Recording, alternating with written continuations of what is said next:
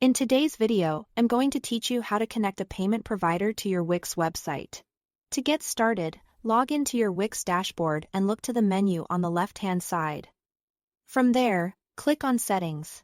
Inside Settings, scroll until you find the section called Finances and Payments, then open Accept Payments. This is the main area where Wix lets you manage how customers will pay you through your website. If you run an online store, offer services, or sell bookings, this is an essential setup step because it allows you to actually receive money from your customers in a secure and organized way.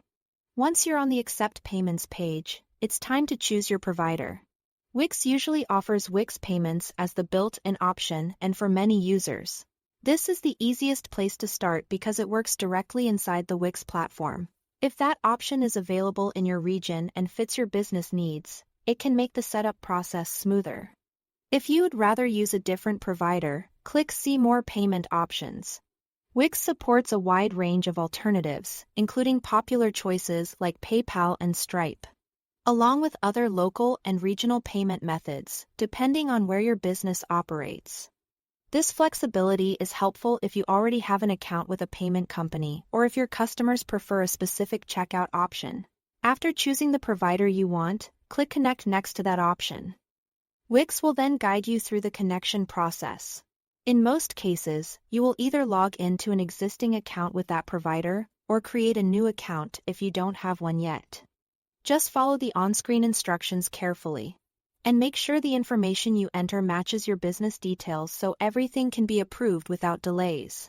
To receive payouts, you will also need to verify your business.